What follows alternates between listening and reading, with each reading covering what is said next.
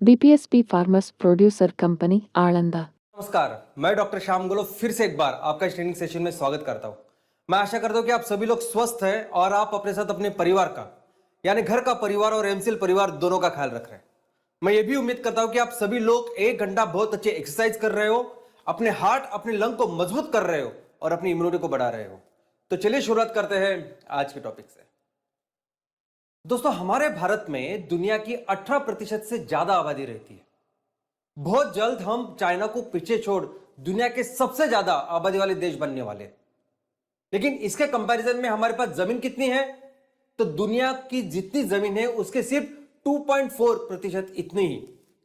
दोस्तों, भारत में जो भी भौगोलिक परिस्थिति है उसके हिसाब से उसके प्राकृतिक विभाग किए हैं। तो आज जिस प्राकृतिक विभाग की हम लोग बात करने वाले हैं उसका नाम है तटीय मैदान। वैसे तो भारत में 2 तरह के मैदान हैं।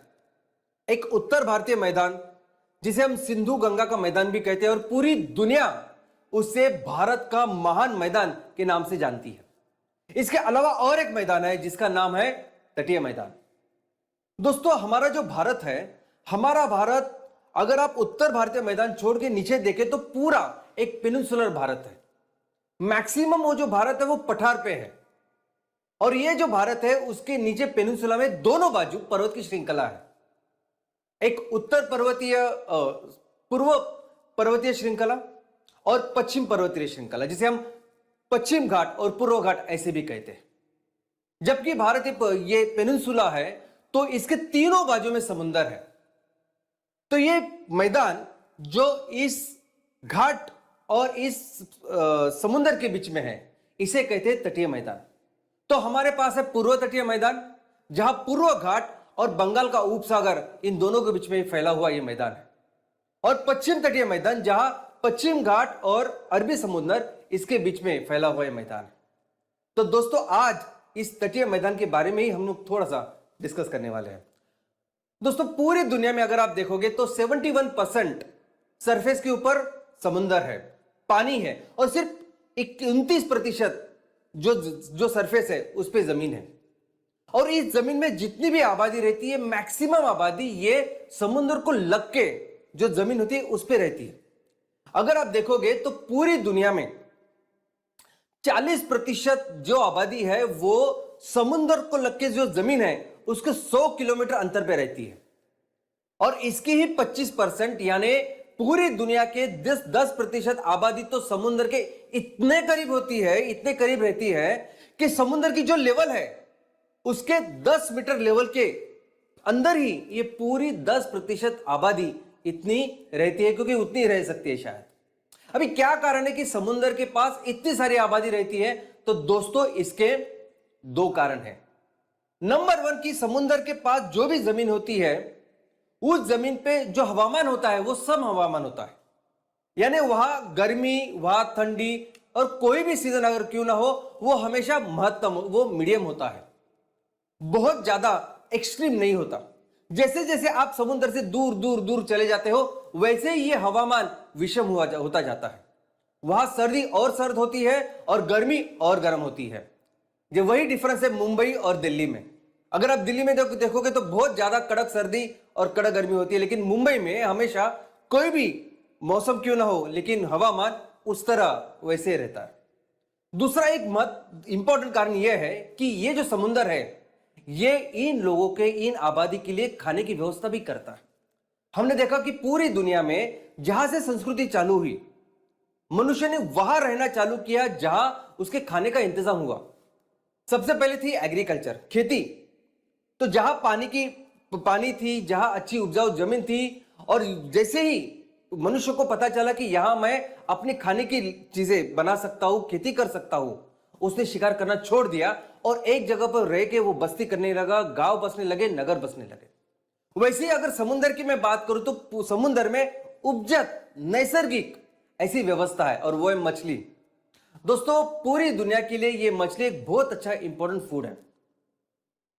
पूरी दुनिया में जितनी भी आबादी है 37% जो लोग हैं वो कोस्टल कम्युनिटीज कहलाते हैं। इसका मतलब ये सभी लोग, इनकी आर्थिक और सामाजिक जो व्यवस्था है ये समुद्र से बनी हुई होती है। इसके अलावा अगर आप न्यूट्रिशन और हेल्थ की बात करोगे तो पूरी दुनिया में जितना भी प्रोटीन कंज्यूम होता है, हम सभी लोगों को प्रोटीन लगता है। तो पूरी दुनिया की 17% प्रोटीन की जो जरूरत है वो ये समुद्र की मछली ये पूरा करती है। लेकिन यही प्रोपोर्शन अगर आप डेवलपिंग विकसनशील देशों में देखोगे तो 50% तक ये जो प्रोटीन है ये समुद्र की मछली उनको प्रदान करती है। दोस्तों, इसके अलावा हम पूरे दुनिया में 60 मिलियन यानी 6 करोड़ ऐसे लोग हैं जो अपने वैयक्तिक स्तर पर बिना किसी सपोर्ट के कुछ अपने लेवल पे सब्सिस्टेंस ऐसे फिश फार्मिंग या समुद्र में खेती करते हैं, यानी मछुआरी करते हैं। दोस्तों, 6 करोड़ ऐसे लोग हैं कि जो अपने दम पे मछुआरी करते हैं, ना उनको कोई सपोर्ट होता है, ना कोई भी वो मार्केट की व्यवस्था होती है, कुछ भी ना होते हुए खुद जाते हैं, मछली ढूंढते हैं, लेते हैं और उनको बेचते हैं। ऐसे लेवल पे लगभग 6 करोड़ लोग मेहनत करते हैं, काम करते हैं और उनकी जो आर्थिक और सामाजिक परिस्थिति बहुत लो है। तो चलिए समझते हैं हमारे देश के इन तटीय मैदानों के बारे में। दोस्तों, हमारा ये जो देश है भारत देश और ईस्ट एशिया के सभी जो अलग अलग देश हैं, इन सभी को भारतीय उपखंड के नाम से जाना जाता है। भारत के साथ श्रीलंका, बांग्लादेश, भूटान, नेपाल, पाकिस्तान, अफगानिस्तान, ये सभी देश, इन सभी देशों को मिलकर भारतीय उपखंड कहा जाता है, क्योंकि ये सभी देश एक जमाने में भारतीय उपखंड या भारतवर्ष का एक हिस्सा थे। लेकिन दोस्तों, इससे भी बड़ी बात मैं आपको बताता हूं कि पूरी दुनिया के अंदर सिर्फ 4 महासागर है, सिर्फ 4। अब ये 4 महासागर में अगर आप देखोगे तो 2 महासागर तो ध्रुवों पे है, ये हमारी जो पृथ्वी है, तो ऊपर और नीचे पोल के ऊपर 2 महासागर, एक आर्कटिक महासागर और दूसरा अंटार्कटिक महासागर। अगर ये छोड़े तो सिर्फ बचे 2 महासागर। अब ये 2 महासागरों में एक है पैसिफिक महासागर और दूसरा है हिंद महासागर, दूसरा है भारत का महासागर। ऐसा कौन सा देश है इस दुनिया में जिसके नाम के ऊपर एक पूरा उपखंड है और उससे ज्यादा एक पूरा महासागर है? और ये क्यों है? क्योंकि भारत का इतिहास इतना गौरवशाली है, इतना महान है। समझते हैं दोस्तों, भारत की जो कोस्ट लाइन है, भारत को जो समुद्र मिला है वो लगभग 7,516.6 किलोमीटर इतना है। लेकिन भारत की जो मुख्य भूमि है उसकी हम लोग बात करें तो 6,100 किलोमीटर इतना वो कोस्ट लाइन है। बाकी की जो कोस्ट लाइन है वो हमारे पास जो अलग अलग द्वीप है उसकी वो कोस्ट लाइन है। हमारे पास अगर देखोगे तो तीनों तरीके से समुद्र है। जो राइट साइड में है उसे हम अरबी समुद्र कहते हैं पश्चिम की ओर, लेफ्ट की ओर वो है बंगाल का उपसागर और नीचे है हिंद महासागर। दोस्तों, लगभग 11 स्टेट्स और यूनियन टेरिटरीज ये भारत की मुख्य भूमि के लग के हैं, जो इस तटीय मैदान का, जो इस कोस्ट लाइन का भाग हिस्सा है। तो गुजरात से लेके बंगाल तक, वेस्ट बंगाल तक अगर आप देखोगे तो 9 राज्य है जो इस मैदान के प्रदेश में आते हैं और 2 यूनियन टेरिटरीज। दोस्तों, तो किस तरह से ये मैदान बनते हैं? तो मैदान अदरवाइज भौगोलिक जिन जिन कारणों से बनते हैं उन सभी कारणों से हमारे ये दोनों पूर्व और पश्चिम तटीय मैदान बने हुए हैं। हमने देखा कि ये पूरी जो भूमि है, ये पूरी जो पृथ्वी है, उसके अंदर बहुत सारे बड़े बड़े प्लेट्स हैं जिसे हम टेक्टोनिक प्लेट्स कहते हैं। और ये वो प्लेट है जिनके बीच में हमेशा कुछ ना कुछ मूवमेंट होती रहती है और इस मूवमेंट के कारण अब ऊपर की जो भौगोलिक रचना है वो तैयार होती है। हमने देखा कि कैसे इस 2 प्लेट्स है उनके बीच में जब मूवमेंट होती है तो हिमालय जैसा पर्वत भी तैयार होता है। हमने देखा कि कैसे ये 2 प्लेट जब आपस में मूवमेंट करती है तो उनके कारण मैदान भी तैयार होता है, उनके कारण पठार भी तैयार होता है। तो हमारा ये जो देश है, इस देश में जो ये 2 तटीय मैदाने हैं वो इन टेक्टोनिक मूवमेंट के कारण भी बनी है। सबसे पहले ये मैदान बने हुए हैं डिपोजिशन की वजह से। हमने देखा कि पूरी दुनिया में और उत्तर भारतीय मैदान भी कैसे बने, तो हिमालय से जो भी नदियां निकली उन नदियों ने अपने साथ बहुत सारी मिट्टी, बहुत सारा सेडिमेंट लाया और उसकी वजह से ये पूरे जो उत्तर भारतीय मैदान है वो बने। ठीक उसी तरह हमारे इस पेनिनसुलर भारत में वेस्ट कोस्ट से, यानी पश्चिम में जो हमारा घाट है वहां से बहुत सारी नदियां निकलती है जो अपने साथ बहुत सारा सेडिमेंट, बहुत सारी मिट्टी लेके आती है, और उन्होंने पूर्व तटीय पूरा मैदान ऐसा बनाया है। उसके अलावा हमारा ये मैदान बना हुआ घर्षण से भी है। अगर आप पश्चिमी तट की रचना देखोगे तो वहां की नदियां भी निकलती है पश्चिम घाट से ही, वेस्टर्न घाट से ही, और एकदम थोड़े से ही अंतर पे जाके मिलती है अरबी महासागर से। अरबी समुद्र से जब ये मिलती है तब इतनी कम लेंथ होती है कि वो डिपोजिशन वगैरह सेंटीमेंट, वो सेडिमेंट या मिट्टी वगैरह कुछ नहीं लाती। लाने के बजाय ज्यादा घर्षण करती है, और इस तरह से उस तरह उसका प्लेन तैयार हुआ है। इसके अलावा हमारा ये प्लेन टेक्टोनिक मूवमेंट के कारण भी बना हुआ है। दोस्तों, हमारा ये जो प्लेन शुरुआत में जैसे था और आज जैसे है, इसमें एक बहुत बड़ा इवोल्यूशन हुआ है। तो अगर आपका ये जो मैदान, जो तटीय मैदान है, इस मैदान के ऊपर कौन ज्यादा काम करता है, कौन ज्यादा हावी होता है? अगर नदी अच्छा काम करती है, नदी ज्यादा सेडिमेंट लाती है, सबसे ज्यादा मिट्टी लाती है, तो वो अपना ये जो तटीय मैदान है वो बहुत उजला, बहुत फर्टाइल ऐसा मैदान या ऐसी खेती की योग्य जमीन तैयार करती है। लेकिन अगर समुद्र ज्यादा हावी है तो वहां ज्यादा बड़े बड़े इश्यूरीज या खड़ियां तैयार होती है। इसके अलावा अगर आप देखोगे तो टेक्टोनिक मूवमेंट्स के कारण भी हमारे यहां ये जो पर्वतीय मैदान है ये बहुत बड़ी मात्रा में अफेक्ट हुए हैं। दोस्तों, जब भी कुछ समुद्र से लग की जो जमीन है वो ऊपर आती है समुद्र से, उसे हम कहते हैं एमरजेंट। तो हमारे इस तटीय मैदान में ऐसे भी प्रदेश है जो इस समुद्र से लग के ऊपर आए हैं और जिन्हें हम कहते हैं एमरजेंट कोस्ट लाइन। और हमारा जो पश्चिम तटीय जो मैदान है वो इस तरह से बना है। इसके अलावा जब आपका ये जमीन, ये आपकी जमीन है जो समुद्र के अंदर खिसक जाती है, उसे कहते हैं सबमर्ज। तो ऐसे सबमर्ज हुए तटीय मैदान भी भारत के पास है और वो सभी पूर्व तटीय मैदान में है। दोस्तों, ये सभी चीजें, ज्योग्राफिकल चीजें, नदियों का काम, घर्षण, इन सभी के वजह से ये पूरे जो तटीय मैदान है, ये जो पूरे प्रदेश है, उनकी जियोलॉजिकल परिस्थिति भी बदलती है। कैसी मिट्टी होगी, कितनी उपजाऊ होगी, क्या पत्थर होंगे, किस तरह के वेजिटेशन इसमें आएंगे, क्या हम लोग कर सकते हैं, ये पूरा इस पे डिपेंड होता है। तो चलिए शुरुआत करते हैं हमारे इस तटीय मैदान की। जैसा हमने देखा कि दो तटीय मैदान है, एक पूर्व तटीय मैदान और पश्चिम तटीय मैदान। शुरुआत करते हैं पूर्व तटीय मैदान से। तो सबसे पहले देखिए कि पूर्व तटीय मैदान ये जो बना हुआ है ये इन 4 राज्यों से बना हुआ है। ये ऊपर वेस्ट बंगाल से शुरू होकर नीचे तमिलनाडु तक ये तटीय मैदान है। वेस्ट बंगाल, ओडिशा, आंध्र प्रदेश और तमिलनाडु, ये 4 जो स्टेट्स है वो इसमें आते हैं। इसके अलावा पौंडीचेरी करके जो हमारा यूनियन टेरिटरीज है, केंद्र शासित प्रदेश है, वो भी इसमें आता है। दोस्तों, ये जो प्रदेश है इसकी अगर आप चौड़ाई देखोगे तो 100 किलोमीटर से लेके 120 किलोमीटर ऐसी इसकी चौड़ाई है। मैक्सिमम टाइम पे अगर एवरेज भी आप लेंगे तो 100 के ऊपर ये इतना चौड़ा है।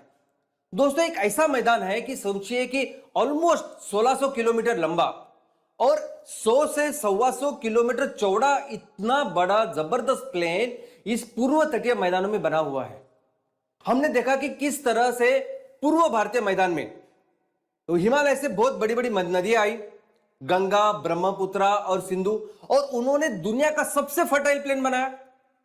जो सबसे फर्टाइल है इसलिए तो पूरी दुनिया इसका महान मैदान कहती है, भारत का महान मैदान। दोस्तों, वैसे ही महान तटीय मैदान बना हुआ है। जैसे हमने देखा कि ऊपर ये जो बड़ी बड़ी नदियां है, इस गंगा, सिंधु, उसी तरह से बहुत बड़ी बड़ी लंबी लंबी नदियां हमारे इस पेनिनसुलर रीजन में भी है। ये नदियां इस वेस्ट कोस्ट से निकलती है और बंगाल के उपसागर उसको जाके मिलती है। इसमें गोदावरी, ब्राह्मणी, इसमें कृष्णा, कावेरी, ये सभी ऐसी नदियां हैं जो बहुत लंबा सफर, और सिर्फ वो ही नहीं तो उनकी कई सारी उपनदियां हैं, वो सभी मिलके ये लंबा सफर तय करते हैं और अपने साथ बहुत सारा सेडिमेंट, बहुत सारी मिट्टी लेके आती है और उन्होंने लाके ये पूरा जो प्रदेश है ये उपजाऊ किया है। दोस्तों, इस तरह से हमने इस पूरे नदियों का जो परिणाम इस तट के ऊपर, मैदान के ऊपर देखा। अभी इस मैदान के भी अलग अलग विभाजन होते हैं। तो हमारे इस पूर्व तटीय मैदान के 3 विभाजन हैं। सबसे ऊपर है उत्कल प्लेन या उत्कल कोस्ट, दूसरा है आंध्र का कोस्ट और तीसरा है कोरोमंडल कोस्ट। तो शुरुआत करते हैं उत्कल कोस्ट से। दोस्तों, उत्कल कोस्ट यानी इस पूर्व तटीय मैदान का वो हिस्सा जो ओडिशा राज्य को लग के है, ओडिशा और ऊपर का थोड़ा सा वेस्ट बंगाल का।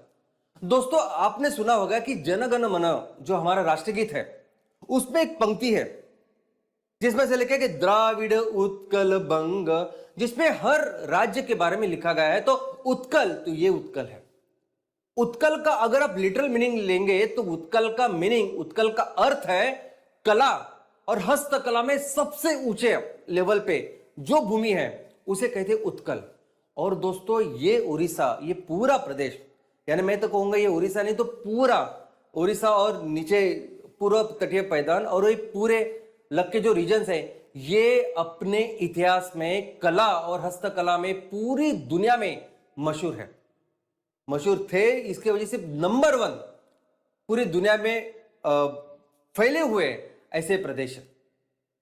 तो सबसे पहला ये जो प्रदेश है इसे हम कहेंगे उत्कल।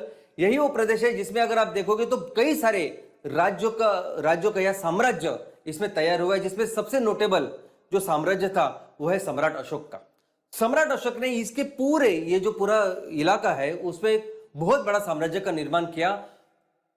गौतम बुद्ध की बुद्धिस्ट या बौद्ध धर्म का सबसे ज्यादा प्रचार प्रसार हुआ होगा तो इसी भूमि से हुआ। और यही वो भूमि थी कि इस भूमि से फिर वो साउथ ईस्ट एशिया के जो बाकी के देश हैं, चाइना, कंबोडिया, वियतनाम से लेकर जापान तक, वो इसी क्षेत्र से वो चले गए। इसके बाद जो कोस्ट है उस कोस्ट का नाम है आंध्र कोस्ट। दोस्तों, आंध्र राज्य का मैक्सिमम एरिया वो इस पूर्व तटीय मैदान के ऊपर है। लगभग 58% जो एरिया है इस राज्य का वो इस पूर्व तट को लग के है। अगर आप लोगों की बात करेंगे तो लगभग 69% से ज्यादा, यानी ऑलमोस्ट 70% लोग इस पूर्व तटीय मैदान में रहते हैं।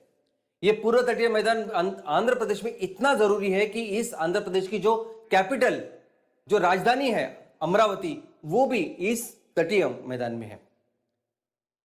इसके अंदर, इसके नीचे या दक्षिण में दूसरा जो मैदान है उसका नाम है कोरोमंडल मैदान या कोरोमंडल कोस्ट। दोस्तों, ऐसे कहते हैं कि कोरोमंडल कोस्ट एक्चुअली उत्कल के नीचे पूरा ये जो पूर्व तटीय मैदान है इस सभी को कोरोमंडल कहते हैं। पुराने जमाने में अगर आप देखोगे तो मैक्सिमम समय पे ये पूरा जो अंतर है, उड़ीसा के नीचे पूरी जो जमीन है उसे पूरे कोरोमंडल ऐसा कहा गया है।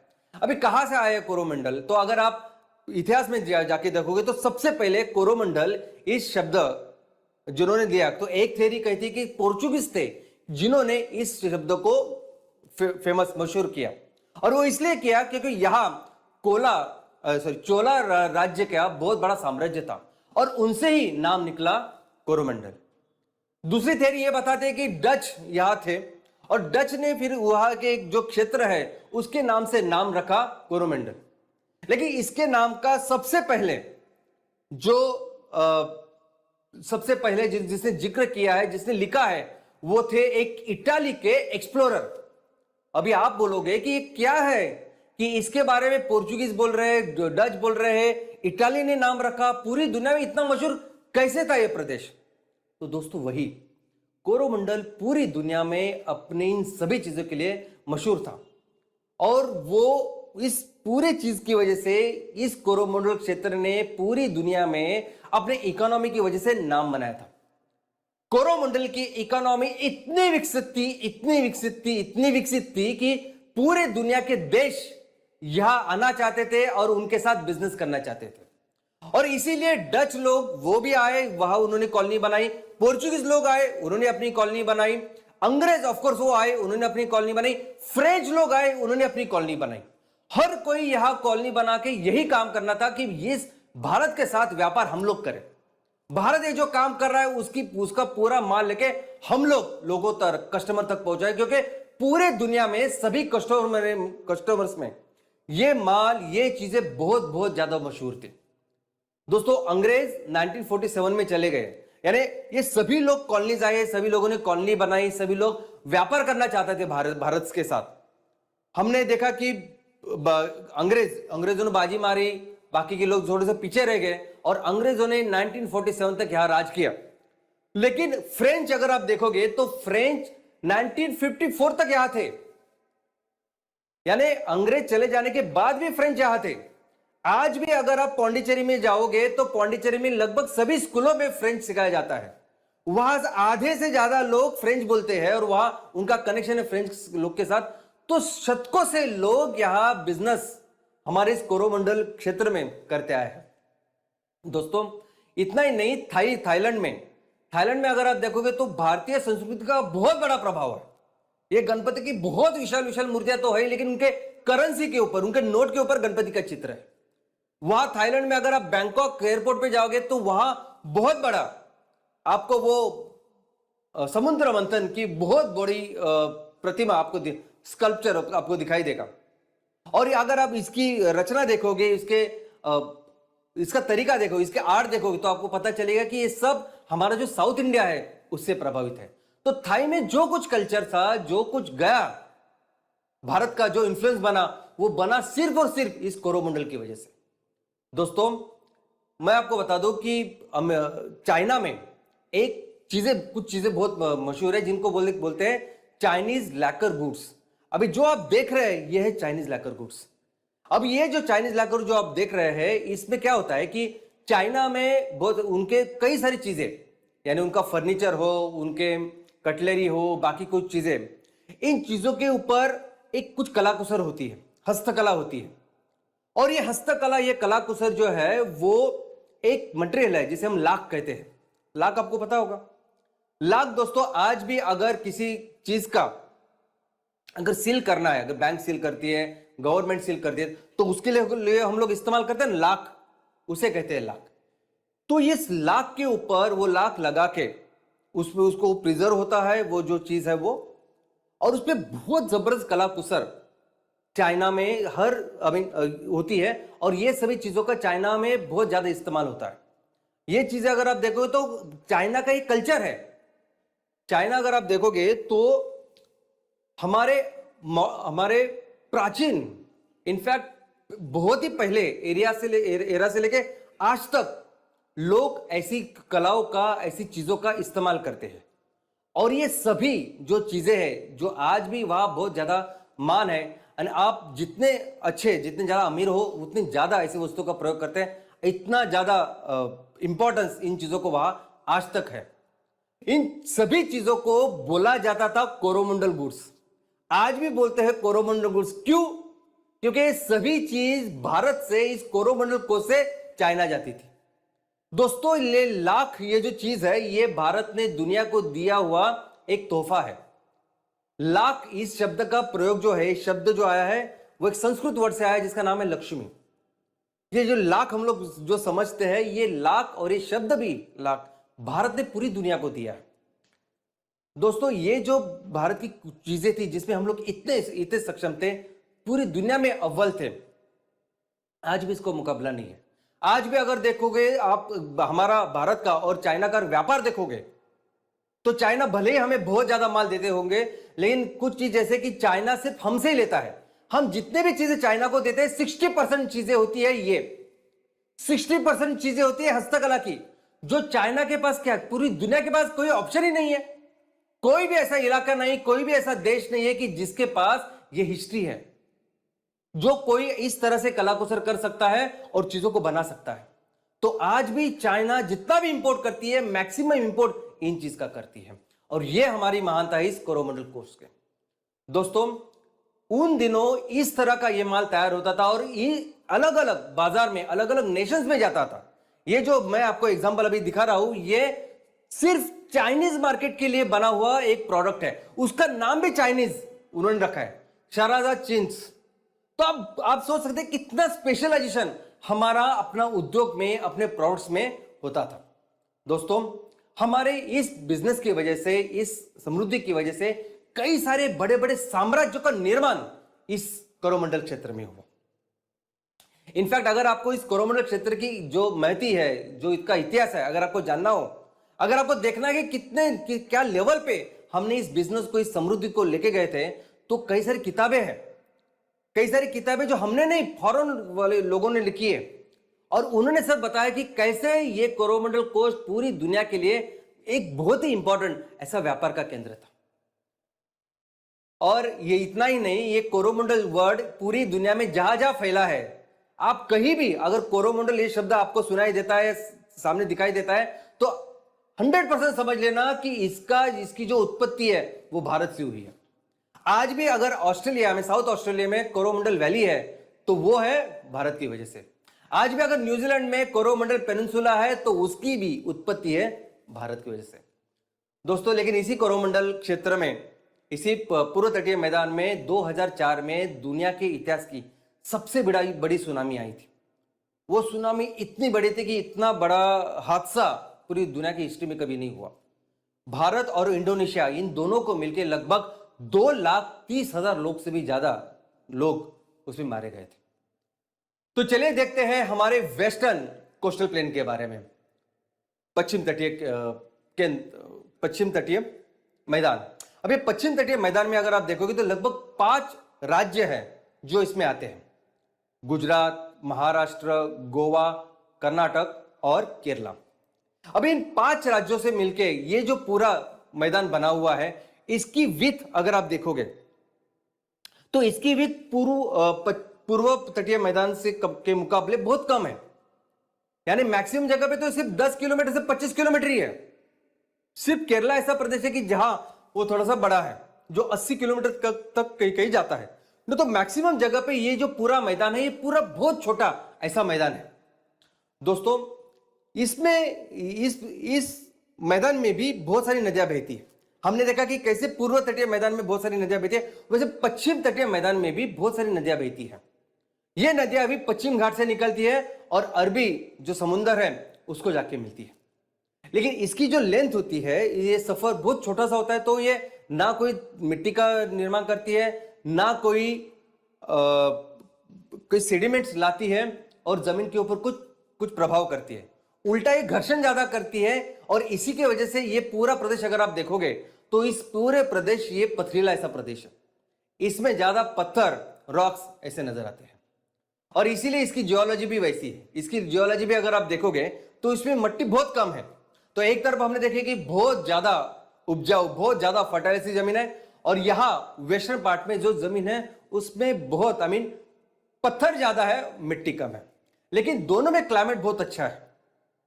क्लाइमेट अगर आप देखोगे तो दोनों में बहुत ज्यादा बारिश ऐसी होती है। दोस्तों, ये जो एग्रीकल्चर है वेस्टर्न प्लेन में, ये प्लेन भी इससे प्रभावित है। जैसे हमने देखा कि पूर्व तटीय मैदान में बहुत ज्यादा अच्छी तरह से हम लोग खेती कर सकते हैं, बड़ा मैदान भी है। यहां मैदान भी छोटा है, 10 से 25 किलोमीटर सिर्फ विड्थ के, और जमीन भी वहां सिर्फ और सिर्फ पथराली है। इसलिए अगर आप देखोगे तो यहां ज्यादा होता है हॉर्टिकल्चर, या फलों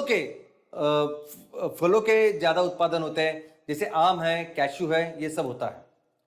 शुरुआत करते हैं पहले मैदान से, जिसका नाम है कच्छ और काठियावाड़ का मैदान। दोस्तों, गुजरात स्टेट में इस पश्चिम तटीय मैदान की शुरुआत होती है, और शुरुआत होती है इन कच्छ और काठियावाड़ मैदान से। दोस्तों, ऐसा मैदान है कि जो बना हुआ है 2 आखातों के बीच में। जब हमने पेनिनसुला देखा, पेनिनसुला में क्या होता है कि जमीन का एक भाग होता है, टुकड़ा होता है, जो समुद्र में जाता है। तीनों ओर समुद्र होता है, पानी होता है, और बीच में होती है जमीन। उसके एग्जैक्टली अपोजिट अगर कुछ है तो वो है आकाश, जिसमें समुद्र बीच में चला जाता है और तीनों बाजू होती है जमीन। ऐसे हमारे भारत का सबसे बड़ा आखात अगर कुछ है तो वह कच्छ का आखात, और दूसरा है खंबात का आखात। और कच्छ और खंबात में ये जो पूरा प्रदेश है, इसे हम काठियावाड़ का प्रदेश या मैदान ऐसा कहते हैं। दोस्तों, वैसे देखा जाए तो पश्चिमी जो घाट है वो घाट याद नहीं होते। ये ऐसा प्रदेश है, ये अकेला ऐसा प्रदेश है पूर्व और पश्चिम घाट पूरे तटीय मैदान के बीच में, कि जहां पानी और बारिश भी बहुत कम है। बाकी सभी जगह अगर देखोगे तो बहुत अच्छी बारिश है, लेकिन इस पे बारिश बहुत कम है। इसके ऊपर नॉर्थ में अगर आप देखोगे तो ऐसी जमीन है, एक तो पानी तो कमी है, लेकिन सॉल्ट बहुत ज्यादा है, और उसे ग्रेट रान ऐसे कहते हैं। लेकिन वैसे ही छोटा रान ऐसी इस तट को लग के है। इस यहां भी अगर वेस्ट कोस्ट नहीं है लेकिन कुछ पर्वत है, पर्वत की श्रृंखला है और वहां एक गिरनार पर्वत जो सबसे लंबा, ये सबसे ऊंचा ऐसा पर्वत इसमें पाया जाता है। दोस्तों ये जो पूरा प्रदेश है ये नीचे तापी और नर्मदा वहां तक है। तापी और नर्मदा के नीचे अगर आप जाओगे तो वहां है गुजरात कोस्टल प्लेन और वहीं से फिर शुरुआत होती है वेस्टर्न घाट की भी, पश्चिमी घाट की भी। दोस्तों तापी और नर्मदा ये दो बहुत बड़ी नदियां हैं जो वेस्ट की ओर बहती है, अरबी समुद्र को जाके मिलती है। तो हमने देखा कि जिस तरह से पूर्व तटीय मैदान पे बहुत बड़ी बड़ी नदियां हैं, वैसे पश्चिमी तट पर बहुत बड़ी बड़ी नदियां नहीं है, लेकिन सिर्फ ये दो का एक्सेप्शन है। तापी और नर्मदा इतनी बड़ी नदी है कि जो अपने साथ भी बहुत सारा सेडिमेंट लेके आती है, बहुत सारी मिट्टी लेके आती है और उसने गुजरात की ये भूमि जो तापी के नीचे है उसको वैसे ही उपजाऊ बनाया है जैसे पूर्व तटीय मैदान। तो इसलिए हम लोग देख सकते हैं कि इस जमीन के ऊपर, इस भूमि के ऊपर भी बहुत अच्छी खेती बहुत सालों से होती है। इसके अलावा अगर हम लोग नीचे आएंगे तो फिर शुरू होता है कोकण। महाराष्ट्र और गोवा के क्षेत्र राज्य में ये जो तटीय मैदान है जो पश्चिमी घाट को लग के है, ये दो राज्य के मैदान को कहते हैं कोकण। दोस्तों ये जो कोकण है ये इसकी अगर विड्थ अगर आप देखो तो बहुत कम है, जैसे मैंने बताया 10 से 25 किलोमीटर है। और ये पूरे रीजन में अगर आप नदियां देखोगे तो नदियां बहुत छोटी छोटी है, बहुत सारी हो सकती है, लेकिन इतनी छोटी छोटी नदियां कि उसका इस खेती के लिए खूब ज्यादा उपयोग नहीं होता, अच्छी मिट्टी वो नहीं लाते, तो ज्यादा से ज्यादा यहां इस जमीन के ऊपर होते हैं पत्थर। लेकिन एक बहुत इंपॉर्टेंट फीचर इसका यह है कि इसमें मिनरल बहुत ज्यादा पाए जाते हैं। दोस्तों हमें पता है कि हमें जितना भी क्रूड ऑयल लगता है 80% से ज्यादा, लेकिन ऑलमोस्ट 82% ऑफ क्रूड ऑयल हम लोग इंपोर्ट करते हैं बाहर से। तो इसका मतलब है 18 से 20% जो क्रूड ऑयल वो हम लोग बनाते हैं। तो जो हम लोग बनाते हैं, जो सबसे बड़ा जो सोर्स है जहां से ये क्रूड ऑयल भारत को मिलता है, वो सोर्स इस कोकण के नजदीक है। मुंबई के नजदीक एक बॉम्बे हाई करके एक जगह है जो 170 किलोमीटर समुद्र में है और ये वो जगह है जहां से सबसे ज्यादा ओएनजीसी को इस क्रूड ऑयल और नेचुरल गैस मिलता है। इसके अलावा ये जो कोकण का क्षेत्र है, वैसे देखा जाए तो सबसे अच्छा पानी है, हवामान अच्छा है, जमीन सिर्फ इसकी उतनी उपजाऊ या मिट्टी उसमें नहीं है, पत्थर ज्यादा होते हैं, लेकिन ये हमारे ये सभी भौगोलिक जो परिस्थिति है ये फल उत्पादन के लिए बहुत अच्छी है, हॉर्टिकल्चर के लिए बहुत अच्छे है। इसलिए आप देखोगे कि तो यहाँ मैंगो, यहाँ कोकोनट, यहाँ पाम और बाकी की जो है कैशू, ये सभी इसमें बहुत बड़े लेवल पे लेके जाते हैं। गोवा और साउथ अगर आप कोकण लोगे साउथ महाराष्ट्र का, तो ये तो पर्यटन के लिए भी काफी फेमस है, इसके बीचेस बहुत ही खूबसूरत है। दोस्तों इसके नीचे जो कोस्ट है उसका नाम है कनाडा कोस्ट या करावली कोस्ट। कन्नड़ इस लैंग्वेज में इसे करावली कोस्ट ऐसे कहते हैं। दोस्तों इसमें 3 डिस्ट्रिक्ट है जिससे एक कोस्ट बनता है, उत्तर कन्नड़ा, दक्षिण कन्नड़ा और उडुपी। तो अगर ये नाम अगर आप सुनेंगे तो आपको पता चलेगा इन नामों का, इन स्ट्रक्चर का, इन जगह का पूरे भारत में और मैं तो कहता हूं पूरे दुनिया में कितना महत्व है। इसके नीचे जो प्रदेश है उसका नाम है मलाबार कोस्ट। दोस्तों मलाबार कोस्ट यानी वो जगह, वो तटीय मैदान जो केरला को लग के पूरा है, लेकिन बहुत पहले यानी हजारों सालों तक ये मलाबार कोस्ट यानी कोकण से लेके पूरा जो कर्नाटक है और अभी जो आज का केरल है, ये गोवा से लेके नीचे तमिलनाडु के कन्याकुमारी तक ये पूरा जो प्रदेश है इसे मलाबार कोस्ट कहते थे। दोस्तों इस मलाबार कोस्ट की हमारी पूरे प्राचीन भारतीय संस्कृति में, हमारे पूरे इतिहास में बहुत बहुत ज्यादा महत्व है। क्यों?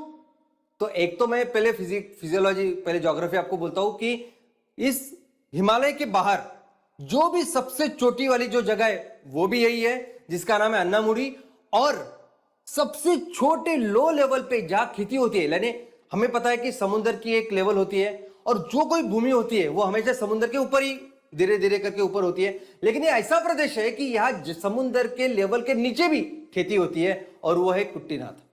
दोस्तों, ये पूरा केरला का ये जो एरिया है मलाबार, ये केरला के लिए नहीं, केरला के लिए पूरा राइस का बॉल या राइस का भंडार ऐसे ऐसे कहते हैं।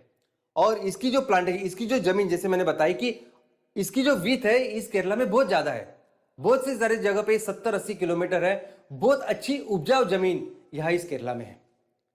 लेकिन अगर मलबार के बारे में बात करते हैं, फिर से मलबार कोस्ट, और मैं जब मलबार कोस्ट की बात करता हूं तो मैं इस कर्नाटका और केरला इन दोनों की जो पूर्व तटीय मैदान, उसकी बात आज करना चाहूंगा। दोस्तों, मलाबार इस शब्द का जन्म कैसे हो पहले मैं आपको बताता हूं। ये दो शब्दों से हुआ है। एक तो मले, ये मलयालम वर्ड है और जिसका अर्थ है माउंटेन, जिसका अर्थ है पर्वत, और दूसरा है बार। ये बार वर्ड अरेबिक है जिसका नाम है प्रदेश। तो ये पर्वतों का प्रदेश है मलबार। और किसने दिया होगा ये नाम? तो सबसे पहले ये नाम दिया अरेबिक लोगों ने। सबसे पहले मलाबार इस शब्द की जो उत्पत्ति है, इस जब तक का जो रेफरेंस है वो आता है अरेबिक से। यानी अरेबिक जो लोग इनसे बिजनेस करते थे, हजारों साल पहले ये शब्द की उत्पत्ति दिखाई गई है। दोस्तों, ये जो मलाबार है, मैं कह सकता हूं और पूरे ऐसे सबूत है कि पूरे भारतवर्ष में, भारत के इतिहास में सबसे बड़ा बिजनेस का सेंटर अगर कोई रहा होगा तो वो था मलबार। दोस्तों, पूरा जो इंडियन ओशन इसीलिए कहते थे कि वो वहां भारत, इंडिया था। पूरी दुनिया आना चाहती थी भारत के साथ बिजनेस करने। पूरी दुनिया आती थी इस इंडियन ओशन को ढूंढने, इस भारत के उपखंड को ढूंढने, और सबसे बड़ा जो सेंटर था जहां ये लोग आके बिजनेस करते थे वो था ये मलबार। दोस्तों, आपको ये मलाबार इतना मशहूर था कि पूरी दुनिया के सभी लोग आके यार रहते थे। यानी सिर्फ आके आए और गए। अगर आपको हम आज देख सकते हैं कि हम बहुत जल्दी एक प्रदेश से दूसरे प्रदेश तक जा सकते हैं, लेकिन उन दिनों ऐसा नहीं था। हजारों किलोमीटर सफर करके आपको आना पड़ता था। आने के बाद लोग यहां अपनी जिंदगी गुजारते थे। यह मलाबार ऐसा प्रदेश था कि यहाँ अरेबिक, यहाँ इजिप्ट, यहाँ चाइनीज, सभी तरह के लोग यहाँ रहते थे। और ये ट्रूली कॉस्मोपॉलिटन सेंटर था पूरी दुनिया का। आज किसे हम कॉस्मोपॉलिटन कहेंगे? आज आप किसी अमेरिकन, किसी यूरोपियन, जो एक छोटा सा शहर होगा, उसको कॉस्मोपॉलिटन कहेंगे कि वहां अलग अलग भाषा बोलने वाले, अलग अलग संस्कृति के लोग वहां रहते होंगे। आज की बात है, लेकिन हजारों साल पहले ये पूरा कल्चर, ये सभी चीज हमारे मलाबार में थी। तो आप सोच सकते हैं कि पूरी दुनिया के लोग यहां आके बसते थे। दोस्तों, प्री हिस्ट्री, यानी मैं प्राचीन भारत की भी बात नहीं करूंगा, जब संस्कृति की शुरुआत हुई, जब इस हड़प्पा मोहनजोदड़ो की शुरुआत हुई, जब इस दुनिया में सिर्फ 5-6 ऐसी संस्कृतियां थी, तब से लेके इस मलाबार का महत्व है। आपने अभी तक सिर्फ सिल्क रूट के बारे में सुना। सिल्क रूट जो चाइना से निकलता था, चाइना बहुत ज्यादा सिल्क तैयार करता था, भारत भी तैयार करता था, जो पूरी दुनिया में जाता था, और ऐसा ऐसा रूट था। उसके बारे में बहुत ज्यादा लोग मार्केटिंग करते, बताते। दोस्तों, कभी हमारे इस स्पाइस रूट के बारे में आप पढ़िए, आप हैरान हो जाएंगे। पूरी दुनिया का सबसे बड़ा व्यापार का केंद्र, सबसे बड़ा व्यापार का रूट अगर कुछ था तो था ये स्पाइस रूट, इस स्पाइस केंद्र। और इस सभी पूरी दुनिया के लिए स्पाइस, क्योंकि पूरी दुनिया में मसाले कहीं नहीं थे। पूरी दुनिया के बारे में जितने डेवलप्ड भारत देश था, बाकी के देश तो इतने डेवलप्ड ही नहीं थे। ये सभी मसाले में जो अलग अलग चीजें होती है, ये सिर्फ और सिर्फ इस केरला, इस मलाबार कोस्ट में मिलती थी। पूरी दुनिया के लोग आते थे इसको लेने। ये इतने मशहूर, इतने इंपॉर्टेंट है क्योंकि खाना तो बेसिक है। पूरी दुनिया इसको खरीदने, व्यापार करने यहां मलाबार आती थी। दोस्तों, ये इस मलाबार को भारत का स्पाइस गार्डन ऑफ इंडिया कहते हैं। और हजारों सालों पहले, देखो अभी हम ईस्वी सन बाद की बात कर रहे हैं, अभी हम 2022 में, ईस्वी सन पूर्व 3000-4000 से ये बिजनेस शुरू है। यहां शुरुआत की अरब ने, लेकिन बाबिलोनियंस, एसिरियन, इजिप्शियंस, ये सभी लोग यहां मसाले का बिजनेस करने के लिए भारत आते थे। और अरब तो ऐसे थे कि इन्होंने पूरी दुनिया में उनकी मोनोपोली थी। इतने वो घुल मिल गए थे इस मलाबार से। यहां आके उन्होंने इस तरह से बिजनेस का कंट्रोल किया कि एक समय था कि वो मोनोपोली इनकी थी। एक किताब है जो ईस्वी सन बाद फर्स्ट सेंचुरी में लिखी है, जिसका नाम है पेरिप्लस ऑफ एरिथ्रेंसी। आप ये पढ़ना कभी, आप ये पढ़ना। इस किताब में कौन से बिजनेस होते थे, कौन से रूट्स थे, कौन सी अपॉर्चुनिटी थी, और किस तरह से ये भारत का मलाबार पूरी दुनिया के लिए सबसे बड़ा व्यापार का केंद्र था, ये आपको दिखाई देगा। इसके अलावा एक हमारे पास एक संगम लिटरेचर करके एक लिटरेचर कहा जाता है। हमारे देश में सबसे पुराना जो लिटरेचर है जो उपलब्ध है, जो तमिल लैंग्वेज में, तमिल भाषा में है, इसे कहते हैं संगम लिटरेचर। उस लिटरेचर में यह कहा गया है कि भारत का ये मसाले, भारत के जो मसाले लाने के लिए इजिप्ट से भर के सोना, पूरा सोना भर के जहाजें आते थी और वो मसाले लेके जाते थे। क्या आप बिलीव करेंगे? ये साउथ में, इस केरला में, साउथ, इतना सोना कहां से आया? ये था बिजनेस, ये था व्यापार, जिसकी वजह से हम लोग इतने अमीर थे। और उन्होंने लिख के रखा है, और सिर्फ इन्होंने कई सारे ऐसे रेफरेंस आपको दिखाई देंगे। सोना भर के जहाज वहां ये मसाले खरीदने आती थी। ये जो मंदिर आपने कभी देखा, पद्म स्वामी नामी मंदिर, ये पद्म स्वामी अभी जो ये मंदिर है, ये केरला में स्थित है, और ये अभी सुप्रीम कोर्ट के निगरानी में है। इसमें इतना सोना है, इतना सोना है कि पूरे भारत का आज के दिन का जो कर्जा है वो आराम से हम लोग राइट ऑफ कर सकते, चुका सकते हैं। इसके अलावा जिसके 3-4 दरवाजे हैं शायद, लेकिन इसमें 1-2 दरवाजे अभी तक हाथ भी नहीं लगाया हमने। इतना सोना इस टेंपल पे, इस मंदिर में कहां से आया ये सोना? तो ये था इस व्यापार से। दोस्तों, केरला में, इस मलाबार में इतने बड़े बड़े राज्य, साम्राज्य हो गए, जिसमें सम्राट अशोक से लेके चोला, केरा, राष्ट्रकूटा, पंड्या, ये सभी लोग थे। आज भी अगर आप जाके देखोगे तो आपको पता चल गया, आज भी हम लोग ये स्ट्रक्चर नहीं तैयार कर सकते। ये जो चीजें उन्होंने तब तैयार की है ना, आज या अब हम लोग नहीं कर सकते विथ ऑल मॉडर्न टेक्नोलॉजी। दोस्तों, ये वास्को द गामा क्यों आया था? वास्को द गामा जो गोवा पहुंचा, वो आया था इसी बिजनेस को तराशने। वो यही आया, उसने आने के बाद अभी तक जो मलाबार में एक प्लेस है जिसका नाम है कोझिकोड, वो कोझिकोड उन दिनों इस मलाबार का कैपिटल हुआ करता था, और वहां वास्को द गामा आया, और वहीं से फिर इन लोग का, यूरोपियन लोगों का मॉडर्न जो बिजनेस है उसकी शुरुआत हुई। बाद में ऑफ कोर्स अंग्रेज आ गए, पोर्चुगीज, डच, सभी लोग आए और उन्होंने बिजनेस करना चालू किया, लेकिन एंड तक सबसे बड़ा जो कंट्रोल वो इन अरब लोग का था। अंग्रेजों ने इस पूरे प्रदेश को मद्रास प्रेसिडेंस के नाम से उसको रखा और उसका पूरा एडमिनिस्ट्रेशन किया, और यही मद्रास प्रेसिडेंसी बाद में हमारे आजादी के बाद बना मद्रास स्टेट। और आजादी के बाद जब हमने भाषावार जो प्रांत रचना की, उसके अनुसार अलग अलग राज्य बने, तो इसके भाषा के अनुसार, मलयालम और कन्नड़ के अनुसार, इसके फिर 2 राज्य बने, जो एक कर्नाटका और दूसरा केरला। तो चलिए आज की बात करते हैं। ये तो है हमारे सभी मैदान, कैसे थे, क्या कर रहे हैं हम लोग, सब कुछ। आज की तारीख में अगर आप देखेंगे तो इसका जो पर्सपेक्टिव है सामाजिक, आर्थिक, वो है, उसको देखते हैं। तो हमारे देश के लगभग 9 स्टेट्स, हमने देखा कि 9 राज्य और 2 केंद्र शासित प्रदेश, इन दोनों तटीय प्रदेश में रहते हैं। इन दोनों को मिलकर लगभग 42 करोड़ इतनी जनसंख्या है जो इस तटीय प्रदेश में रहती है।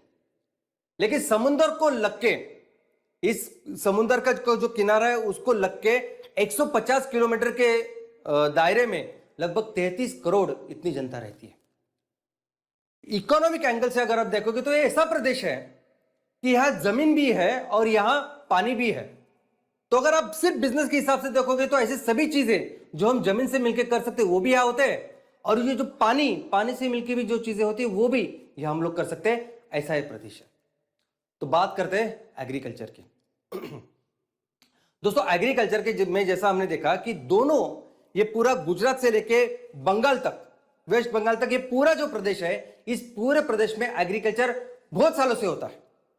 लेकिन अगर आप ईस्टर्न या पूर्व तटीय की बात करोगे तो वहां का जो एग्रीकल्चर है, वहां की जो भूमि है, वहां का जो हवामान है, वो बहुत ही जबरदस्त है। इसकी तुलना सिर्फ और सिर्फ उत्तर भारतीय मैदान के साथ हो सकती है। आज भी इतना उपजाऊ मैदान यह है इसमें सबसे ज्यादा होता है ऑफ कोर्स राइस, चावल। दुनिया में सबसे ज्यादा चावल के अंदर जो क्षेत्र है वो भारत का है।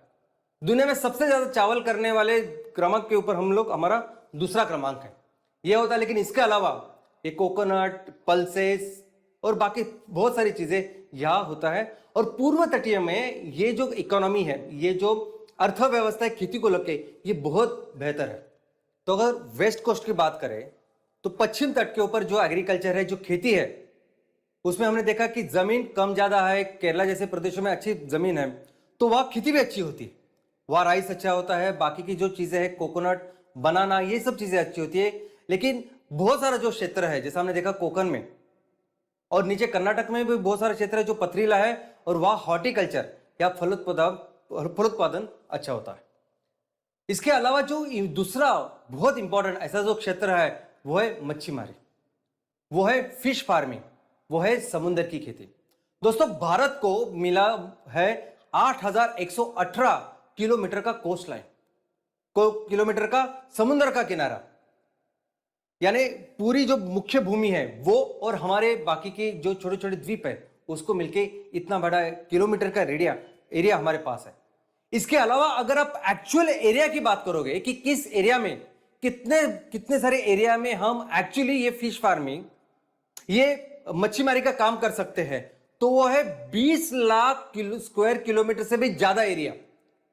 यानी हमारे धरती के ऊपर भारत का जितना एरिया है लैंड, वो कितना है तो 32,70,000 स्क्वायर किलोमीटर। और उसकी तुलना में अगर आप समुद्र का एरिया जो हमारे खेती के लिए उपलब्ध है वो है 20,20,000 स्क्वायर किलोमीटर एरिया, है ना, ऑलमोस्ट। और जहां कुछ भी नहीं, जहां जैसे नगर बिगर, ये सिटीज बिटीज, गांव वगैरह कुछ नहीं, ये पूरा इलाका अवेलेबल है हमें ये फिश फार्मिंग करने के लिए, ये समुद्र की खेती करने के लिए। दोस्तों, और एक सबसे इंपॉर्टेंट बात मैं आज आपको यहां बताना चाहता हूं। दोस्तों, पूरी दुनिया में भारत का ये जो समुद्र है, पूरी दुनिया में ये जो भारत का ये समुद्र का इलाका है जहां हम लोग खेती कर सकते हैं, ये पूरी दुनिया में सर्वश्रेष्ठ है। इस पानी में जो मछलियां होती है, इस पानी में जो क्लाइमेटिक कंडीशन कुदरत ने दी है, कुदरत ने हमारे ऊपर, जमीन के ऊपर कितनी मेहरबानी की है हम सभी लोग जानते हैं। किस तरह से हिमालय है, किस तरह से पश्चिम पूर्व घाट है, ये सब हम जानते हैं। दोस्तों, क्या आपको पता है कि इतनी ही मेहरबानी ये इस कुदरत ने, इस धरती मां ने समुद्र के बारे में भी की है। पूरे दुनिया में कहीं नहीं होता इतना ज्यादा प्लैंकटन, ये ऐसी चीज जिसके ऊपर ये सभी जो मछली है वो जिंदा रहते हैं, वो सबसे अच्छी तैयार होती है यहां। इसलिए दुनिया की सबसे अच्छी मछली तैयार होती है हमारे भारत में, और ये कहीं नहीं है। दोस्तों, एक समय ऐसे था कि हम लोग जो जितनी भी मछली तैयार करते थे यहां भारत में, वो पूरी भारत के समुद्र में, वो भारत के समुद्र की सभी मछली 100% वैसे ही जापान लेता था। 100% हम लोग एक्सपोर्ट 100% सिर्फ जापान को करते थे। अभी जापान को क्या जरूरत है हमसे मछली लेने की? जापान जिसके पास हमसे मुकाबले 3 गुना समुद्र है। अगर हमारे पास 8,000 कुछ किलोमीटर का कोस्टलाइन है, जापान के पास 29,000 किलोमीटर का कोस्टलाइन है। और आज की तारीख में भी हमारे सबसे ज्यादा जो ग्राहक वो कौन है? तो नंबर 1 पे है अमेरिका, नंबर 2 पे चाइना, नंबर 3 पे यूरोपियन। ये सभी लोगों के पास खुद का समुद्र है, तो क्यों वो हमारे इस चीज के लिए इतने ज्यादा वो रेडी होते हैं, लेते हैं? इसका कारण है कि जिस तरह की खेती हम लोग यहां कर सकते हैं, जिस तरह की मछली हम लोग यहां कर सकते हैं, पूरी दुनिया में ये कहीं नहीं हो सकती। भारत आज की तारीख में दुनिया में सबसे ज्यादा मछली उत्पादन करने में दूसरे स्थान पे है, चाइना के बाद। लेकिन अफसोस की बात यह है कि इसमें से 2/3 यानी 2/3 जो उत्पादन करते हैं हम लोग, वो फ्रेश वाटर यानी जो इनलैंड फिशरीज है उससे करते हैं, और सिर्फ 1/3 वो उत्पादन है जो हम इस समुद्र से करते हैं, जो समुद्र सबसे इंपॉर्टेंट हमारे लिए है।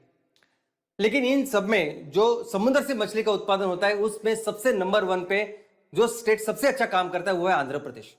आंध्र प्रदेश ज्यादा से ज्यादा इस मछली का तैयार करता है। उसके बाद है वेस्ट बंगाल, और बाकी के राज्यों में जैसे महाराष्ट्र, गुजरात, इसमें उतना उत्पादन नहीं होता जितना होना चाहिए। और यही कारण है कि हमने 85-90 से हमने वो ब्लू रिवॉल्यूशन की भी शुरुआत की है। दोस्तों पिछले साल हमने इस समुद्र की मछली बेच के निर्यात करके ऑलमोस्ट $8 बिलियन, ऑलमोस्ट 45,000 करोड़ इतना मुनाफा किया। और ये बहुत कम है, जितना हमारा पोटेंशियल है उससे बहुत कम है। भारत सबसे ज्यादा मछली देता है अमेरिका का, number 1 is America, China, Europe और बाद में जापान। अभी एक तो ऐसा हुआ कि हमने सभी ने अभी जो काम कर रहे हैं हम लोग कुछ सालों से, इस तरह से हम इस समुद्र को गंदा करते आ रहे हैं कि इसका उत्पादन जो है, एक तो उत्पादन वैसे रहा नहीं जैसा होना चाहिए, दूसरा इसमें इतने सारे केमिकल्स, इतने सारे अनवांटेड चीजें आती है कि जापान ने उसका जो निर्यात है वो एकदम कम कर दिया। लेकिन इसका बहुत ज्यादा पोटेंशियल है और यही जरूरत है ब्लू रेवोल्यूशन की। हमने देखा कि ग्रीन रेवोल्यूशन हुआ, व्हाइट रेवोल्यूशन हुआ, वैसे 85-90 इस पंचवार्षिक योजना में भारत ने ब्लू रेवोल्यूशन की भी शुरुआत की, और जिसका मकसद यही था कि इस समुद्र की जो मछली का उत्पादन है उससे जितना पोटेंशियल है उसको करे, क्योंकि किसी के पास इतना ऐसा पोटेंशियल है जो भारत के पास है। तीसरा है पोर्ट्स। दोस्तों पूरी दुनिया में जो ट्रांसपोर्टेशन होता है मालों का, 90% जो माल का ट्रांसपोर्टेशन होता है वो समुद्र से, जहाज से होता है। तो इसलिए ये पोर्ट्स इंपॉर्टेंट है। हमने देखा कि कैसे भारत पूरी दुनिया में बहुत इंपॉर्टेंट ऐसे व्यापार के केंद्र थे। आज भी वो सभी जो पोर्ट्स उन दिनों थे, आज कुछ पोर्ट है, लेकिन आज की तारीख में भी हम लोग जो बिजनेस करते हैं, ऐसे 13 मेजर पोर्ट्स ये इन पूर्व और पश्चिम तटियों में है, और लगभग 200 से ज्यादा माइनर पोर्ट्स यहां है। इसके अलावा इन पोर्ट्स की वजह से काफी सारी शहरों का भी निर्माण हुआ है, एम्प्लॉयमेंट जनरेशन हुई है, रीजनल डेवलपमेंट हुआ है। टूरिज्म, पूरी दुनिया में जो टूरिज्म होता है तो 50% लोग बीच के ऊपर जाते हैं। बीच ये इंपॉर्टेंट टूरिज्म प्लेस है फॉर 50% ऑफ द पीपल।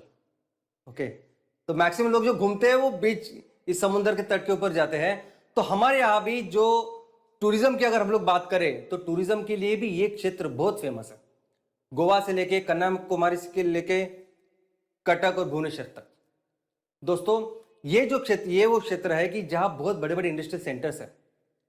इसमें महत्वपूर्ण है शिप बिल्डिंग। दोस्तों भारत का नाम पूरी दुनिया में शिप बिल्डिंग में था। प्राचीन भारत से लेके हम शिप बिल्डिंग में नंबर 1 पे थे। हमारे व्यापारी, हमारे लोग यहाँ जो बड़ी बड़ी जहाज बनाते थे, वही जहाज इजिप्ट से लेके, यूरोप से लेके चाइना तक लोग इस्तेमाल करते थे। तो आज भी हमारे यहाँ जो इंडस्ट्रियल सेंटर्स है, जो शिप बिल्डिंग जो सेंटर्स है, वो इन तटीय मैदानों के ऊपर है। इसके अलावा कई सारी chemical industries, fertiliser industries, pharma industries, mineral industries, ये सभी इंडस्ट्रीज इस तटीय मैदानों पे है। मैक्सिमम करके ये वेस्ट साइड पे है, गुजरात, महाराष्ट्र और नीचे। ऐसी फैक्ट्रियां जिनको पानी लगता है, जैसे औष्णिक ऊर्जा केंद्र है, जैसे न्यूक्लियर रिएक्टर्स है, इन दोनों में केस में जब रिएक्टर्स को ठंडा करना होता है तो पानी बहुत सारा लगता है। और ये इसलिए ये जो ऊर्जा केंद्र है ये भी इस तट पर पाए जाते हैं। इसके अलावा ऐसी फैक्ट्रियां जिनको पोर्ट लगता है, जिनको बंदर की जरूरत होती है। अभी कुछ ऐसे उद्योग है जो 100% जो इंपोर्टेड चीजें इसके ऊपर आधारित है, जैसे हमारे पेट्रोकेमिकल के उद्योग या केंद्र, जैसे हमारी रिफाइनरीज। अभी रिफाइनरीज में हमने देखा कि 80% से ज्यादा जो क्रूड ऑयल है वो हम लोग बाहर से मंगाते हैं। तो उसकी जो रिफाइनरीज अगर आप देखोगे तो वो रिफाइनरीज इसी पोर्ट के इर्द गिर्द रहती है। मैक्सिमम पेट्रोकेमिकल की जो फैक्ट्री है वो भी जो बड़े बड़े जो बंदर है जहां एक क्रूड ऑयल आता है उसी के आसपास रहती है। और उसी का ही रिजल्ट ये है कि हमारे इस तटीय क्षेत्र में ये सभी इंडस्ट्रीज है।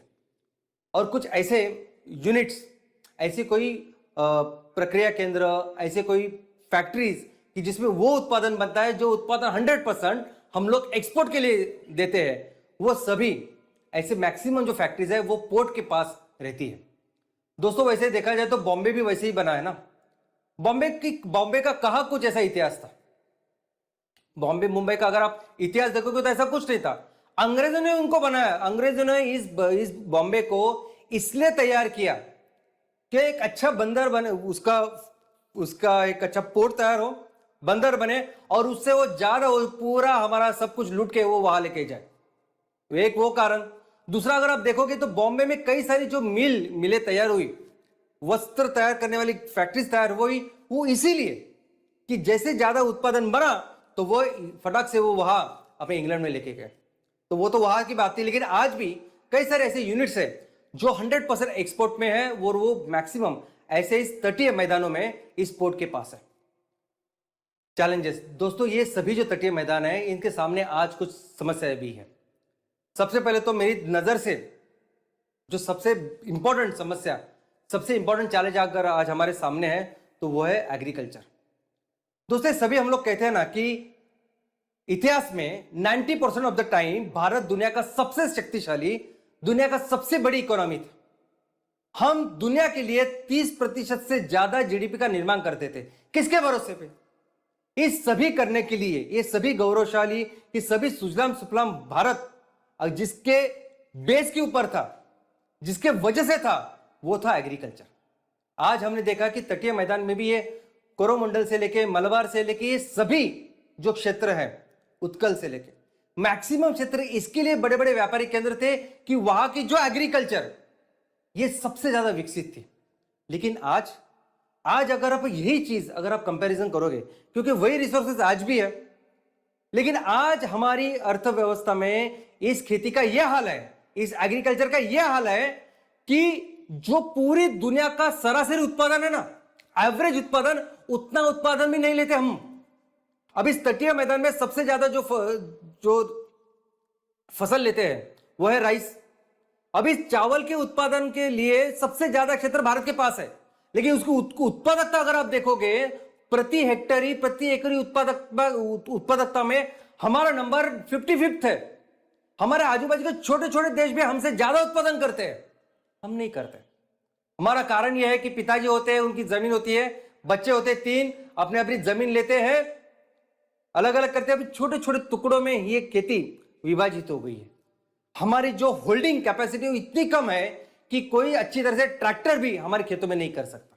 इसके अलावा जो 100% खेती करते हैं, उनके इनपुट का क्या हाल है, वो मार्केट का क्या है, ये मुझे लगता है कि हमने कई बार डिस्कस किया है सब कुछ। और यही परिस्थिति आज हमारे इस तटीय क्षेत्रों में भी है। उसके अलावा ये दूसरा क्षेत्र मरीन, ये समुद्र की खेती। अभी मैंने बताया कि पूरी दुनिया में ऐसी परिस्थिति नहीं है जो भारत में है, और कितना पोटेंशियल है। लेकिन दुख की बात यह है कि ये जो पूरा सेक्टर है भारत में, ये फिश फार्मिंग का, ये अनऑर्गेनाइज्ड है। स्पेशली कौन सा? स्पेशली समुद्र का।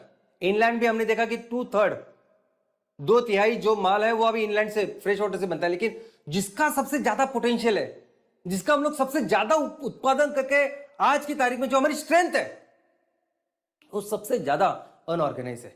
मैंने आपको कहा था कि पूरी दुनिया में 6 करोड़ ऐसे लोग हैं, 6 करोड़ जो अपने लेवल पे, वैयक्तिक स्तर पे ये खेती करते हैं, ये फिश फार्मिंग या मच्छीमारी करते हैं। ये 6 करोड़ में से 4 करोड़ लोग भारत में रहते हैं, और इस 4 करोड़ में से 61% जो लोग आज की तारीख में जो मछुआरी करते हैं, आज की तारीख में जो इस प्रदेश में रहते हैं, जो हमारे तटीय मैदान में रहते हैं, वो 61% लोग बिलो पॉवर्टी लाइन है। यानी जो परिस्थिति आज हमने किसानों की देखी, उससे हो सकता है कि खराब परिस्थिति हमारे इस मछुआरों की आज है। ना कुछ इनपुट्स है, ना कोई आगे पीछे कोई सहारा है, अपने यहां से खेती करते हैं, और वो करने के बाद जो भी फसल, जो भी मछलियों लेते हैं, उस मछली को फिर कैसे वही खुद जाके बेचते हैं। वो इतना अनऑर्गेनाइज सेक्टर ये मरीन का पूरी दुनिया में कहीं नहीं है। इसलिए 6 करोड़ में से 4 करोड़ लोग हमारे देश में दोस्तों। और ये जो समुद्र जो इतना अच्छा साबित हो सकता है पोटेंशियल, आज उस समुद्र को कचरे का डब्बा बना के रखा है हमने। इस समुद्र को लोग के, इस तटीय क्षेत्र में जितने भी शहर, जितने भी नगर, जितने भी गांव है, वो सभी अपना सीवेज, टॉयलेट का वेस्ट विदाउट ट्रीटमेंट ऐसे ही समुद्र में फेंक देते हैं। एक तो हमने देखा कि हमारी जितना पॉपुलेशन है, जितना सीवेज का वेस्ट तैयार होता है, जितने प्रक्रिया केंद्र होने चाहिए इस सीवेज के ऊपर काम करने वाले, जिन्हें हम सीवेज ट्रीटमेंट प्लांट कहते हैं, ऐसी जो हमारी कैपेसिटी है वो सिर्फ 30% है, 30% है। 30% सिर्फ है हमारे पास, 70% तो है ही नहीं, किसी पास वो प्रक्रिया केंद्र ही नहीं है। लेकिन जो भी है वो भी किस तरीके से कर रहे हैं, आउटडेटेड है मैक्सिमम, जो कुछ नहीं फायदा उसका। और इस तरीके से आज पूरा ये जो कचरा है, पूरा ये जो सीवेज वेस्ट है, आज ऐसे ही विदाउट ट्रीटमेंट आज समुद्र में हम लोग डाल रहे हैं। उसके अलावा ये जो खेती, जैसा हमने देखा कि पूर्व तट पे बहुत अच्छी खेती होती है, पश्चिम तट पे भी होती है, इस सभी खेती में हम लोग इस्तेमाल कर रहे हैं केमिकल्स। केमिकल फर्टिलाइजर है, केमिकल इंसेक्टिसाइड है, हर जगह केमिकल्स है। और इन तटीय प्रदेशों में बहुत ज्यादा बारिश होती है। हमने देखा कि भारत में मैक्सिमम बारिश यहाँ होती है, सिर्फ वो काठियावाड़ छोड़ा तो हर जगह में अच्छी बारिश होती है मानसून की। और जब जब ये बारिश होती है तब ये बारिश का पानी अपने साथ पूरे ये केमिकल्स लेके समुद्र में चला जाता है। यही कारण है, यही केमिकल्स का कारण है कि जिसके वजह से जापान ने हमारे से ये मछली लेना बंद किया। इतने इंसेक्टिसाइड्स, इतने कैंसर तैयार करने वाले घटक आज की तारीख में ये सब मछली में और हमारे फूड में पाए जा रहे हैं दोस्तों। और इंडस्ट्रीज, आपको क्या लगता है सभी इंडस्ट्रीज जो तटीय लेवल पे बैठी है वो सिर्फ इसीलिए कि वो पोर्ट के नजदीक है? बिल्कुल नहीं। ये सभी इंडस्ट्रीज जो हमें बड़ी बड़ी इंडस्ट्रीज दिखाई देती है ना, इनको ये समुद्र यानी बहुत बड़ी कचरे की पेटी है, जहां वो अपना लिक्विड वेस्ट ही नहीं, सॉलिड वेस्ट जो चाहिए, जो मन मानी वो उसमें डाल सकते हैं। इसलिए आप देखोगे गुजरात के वो सूरत वापी से लेके ये महाराष्ट्र का जो कोकन का रीजन है, जितने भी केमिकल प्लांट्स है उसके क्या होता है, उसका डिस्चार्ज जरा आप देखें तो आपको पता चलेगा। उनके लिए समुद्र यानी गार्बेज की पेटी है। और हमने इस तरह से इस पूरे समुद्र को खराब करके रखा है। ये केमिकल नाइट्रेट जो है ये डायरेक्ट कार्सिनोजेंस है। कई सारी जगह पे जहां अच्छे मछली तैयार होनी चाहिए वहां ये अलगे और ऐसे न चाहे ऐसी वनस्पति तैयार होती है जिसे कहते हैं नाइट्रोजन ब्लूम, अलगे ब्लूम, और पूरे जो इकोसिस्टम है वो खराब करती है। दोस्तों पोल्यूशन, जितने भी, जैसे मैंने कहा कि 50% टूरिस्ट जो लोग हैं वो समुद्र पे जाते हैं, बीच के ऊपर जाते हैं। हमारे यहां जितना समुद्र, जितनी विविधता है, जितनी सुंदरता भारत में है वो दुनिया में कहीं नहीं है। मैं बीच के बारे में भी बोलता हूं आपको, ये सबमर्ज और ये जो आगे जो खड़े हुए ऐसे बीच है कहीं नहीं है। लेकिन हमारे कंपैरिजन में बाजू वाले जो छोटे छोटे देश है ना, इंडोनेशिया और थाईलैंड वगैरह, वहां से ज्यादा लोग जाते हैं बीच के, सब यहां नहीं, हमारे भारत में नहीं। और उसका कारण क्या है? सबसे बड़ा कारण है कचरा। कितना कचरा, कोई सी भी जगह पे आप जाओ, आप गोवा में जाइए, कन्याकुमारी में जाइए, कटक में, कहीं भी जाइए आपको इतना सारा कचरा मिलता है। और कचरा नंबर 1 मोस्ट इंपॉर्टेंट रीजन है कि टूरिस्ट लोग यहां नहीं आते। और बायोडाइवर्सिटी दोस्तों, एक बहुत अभिमान की बात यह है कि पूरी दुनिया की समुद्र की जितनी जैव विविधता है 10% से ज्यादा जैव विविधता भारत में है, 10% से ज्यादा। और इस सभी जैव विविधता को हमने अभी बहुत खराब हम लोग कर रहे हैं। और इसीलिए है कि अभी जो टूरिज्म इंडस्ट्री है वो उसका भी उतना पोटेंशियल, उतना जितना वो आगे बढ़नी चाहिए वो नहीं है। सब कुछ खूबसूरत भगवान ने कुदरत देने के बाद भी उतना नहीं है। और अगर मैं मलाबार और कोरोमंडल, जिसके बारे में मैंने इतना भर भर के आपको बोला है, उसके बारे में तो मैं बोल ही नहीं सकता, जहां हम लोग बेसिक में इतने पीछे हैं। तो क्या सोल्यूशन है दोस्तों? दोस्तों सोल्यूशन एक ही है, बिजनेस। दूसरा सोल्यूशन ही नहीं है मुझे लगता।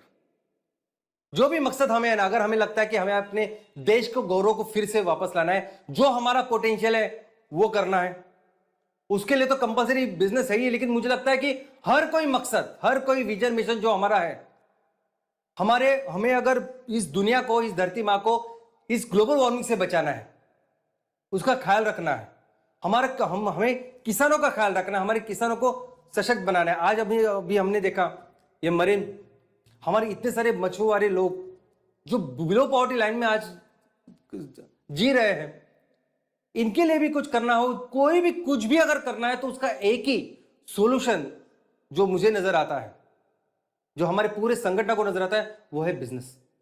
और इसीलिए ये एमसीएल की शुरुआत है कि इस बिजनेस को इस तरीके से हम लोग करें कि जो हमारी स्ट्रेंथ है, जो हमारा पोटेंशियल है। और ये इसके लिए कुछ बहुत बाहर जाके कुछ करने की जरूरत नहीं दोस्तों। जो हजारों सालों से हमारे पूर्वजों ने किया है बस वही करना है, मन लगाकर करना है, मेहनत के साथ करना है, और वही करेंगे। और इसका जो बिजनेस यूनिट है वो बहुत अच्छा हमने किया है, और वो है ग्राम पंचायत। एक ग्राम पंचायत में अगर 2000 एकड़ है, 2000 एकड़ आपके पास जमीन है, अगर आपको इतना समुद्र का किनारा है, 5000 लोग यहां रहते हैं जिनको इतना कुछ हस्तकला में वो कुछ कर सकते हैं, बस उसके ऊपर ध्यान रखें। उनको जो चीजें हैं, जो इनपुट्स है, ऐसी कौन सी चीजें हम लोग तैयार कर सकते हैं। और दोस्तों, उन दिनों जितनी जरूरत थी इन चीजों की, उससे कई ज्यादा जरूरत आज है। आज ये फर्नीचर के लिए आप क्या करते हैं, वो केमिकल्स लगाते हैं, वो क्या अलग अलग नाम उसके आते हैं, वो लगाते हैं, कुछ तो करते हैं। कई ज्यादा बेहतर वो फर्नीचर को, उसकी लाइफ आगे बढ़ाने का वो काम था जिसको लाख लेके हम लोग करते थे। कई सारे ऐसी चीजें जो सिर्फ भारत कर सकता है, कई सारे ऐसी चीजें जो सिर्फ भारत में बसे हुए लोग हैं, और जो हमारी संस्कृति है, जो परंपरा है, ये इन पेट्रोकेमिकल चीजों को रिप्लेस कर सकते हैं।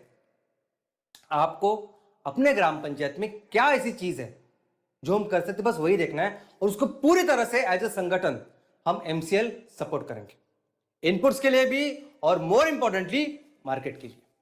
और दोस्तों, ये जो कम्युनिटी पार्टिसिपेशन है, ये बहुत जरूरी है, क्योंकि कई सारे ऐसी चीज है जैसे हमने देखी, किस तरह से हम अपने समुद्र को बर्बाद कर रहे हैं, किस तरह से हम अपने जमीन को बर्बाद कर रहे हैं, किस तरह से छोटे छोटे टुकड़ों में और छोटे छोटे टुकड़े करके हम अपनी जमीन का, हम अपनी खेती की पूरी तरह से बर्बादी कर रहे हैं। इसको रोकने के लिए हम कम्युनिटी, समुदाय करके काम करना पड़ेगा, एक कचरा बंद करना पड़ेगा। और इसीलिए जरूरी है ये एमपीयू, ये एमसीएल प्रोड्यूसर ऑर्गेनाइजेशन। और दोस्तों, जो काम हमारे पूर्वजों ने किया हजारों सालों तक, ये जो केंद्र मैंने आपको बताया, ये मालाबार और ये कोरोमंडल, ये दुनिया के लिए सबसे बड़े, इतने बड़े केंद्र थे कि जिसके वजह से ये लोग इतने सालों तक अभी तक है ना, तो वही ग्लोरी फिर से हम लोग वापस ला सकते हैं। बस जरूरत है मिलके एक मकसद के साथ काम करने की, और वो करेंगे। धन्यवाद।